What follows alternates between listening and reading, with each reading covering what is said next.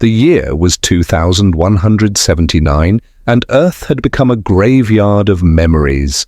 Cities still stood, some intact, many scorched, but life as humanity knew it had retreated into bunkers, under oceans, and beneath ruined temples of concrete and glass.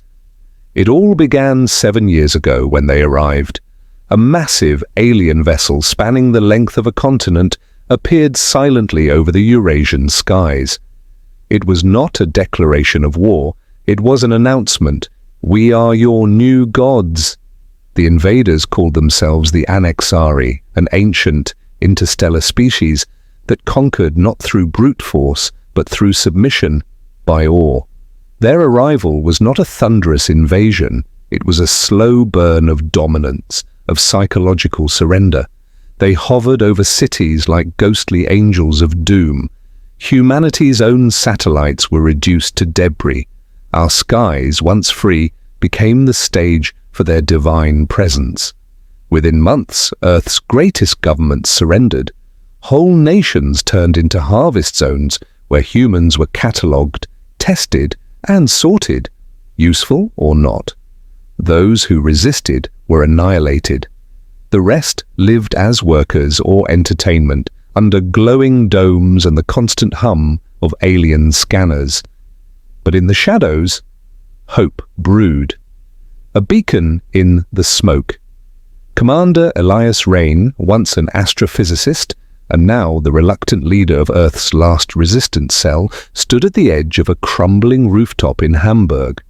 Before him, the Anaxari mothership blotted out the dying sun. The sky bled orange and red, like a battlefield gasping its final breath. In his hand, a weapon forged not by alien tech, but by reverse engineering the very radiation the Anaxari used to subdue minds.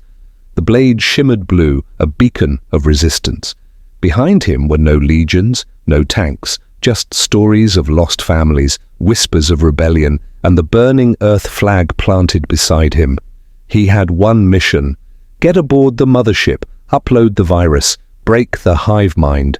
It sounded suicidal, but humans had done the impossible before. They'd outlived ice ages, plagues, world wars, and even their own stupidity.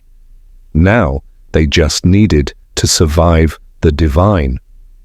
In the belly of the beast, with the stolen cloaking module strapped to his chest, Elias launched from the rooftop using an old magnetic booster straight into the underbelly of the floating Titan. Alarms lit up, turrets rotated. The AI recognized the human's heat signature. He was already sprinting. Inside, the corridors shimmered like the insides of a beast, organic, shifting. He tore through guards, set fire to their oxygen tanks, used every ounce of guerrilla knowledge Earth's fighters had stored over years. Finally, he reached the neural core, a giant floating orb, pulsing with dark light. Around it floated the Anaxari Primarch, a being both terrifying and divine. It stared at Elias not in anger, but in disappointment. "You still cling to illusion? You cannot win," it said. Elias, breathing heavily, smiled. "I don't need to win. I just need you to feel fear, like we did." With a final surge, he plunged the data spike into the core. The mothership screamed. "The fall of gods!" Around the world, Anaxari ships began to descend, not in victory but in spasms. The link that bound them, the hive mind that controlled Earth like a puppet, fractured. Cities erupted in light, hidden bunkers opened, humans poured into streets, not with weapons, but with hope. Resistance fighters stormed fallen alien labs, children screamed with joy in the chaos. The Primarch tried to flee, but Earth's remaining satellites, now free of interference, locked on. A barrage of kinetic strikes tore the great ship from the sky. The last divine shadow fell, and in its place, sunlight returned.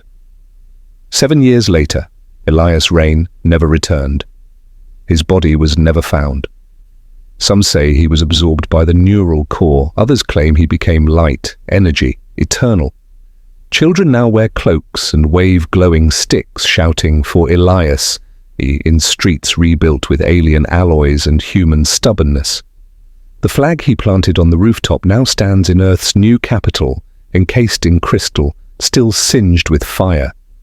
Because on that day, Earth didn't kneel, it stood, it dared, it breathed, and in doing so, it reminded the universe what it means to be human. HFY, humanity, F for yeah.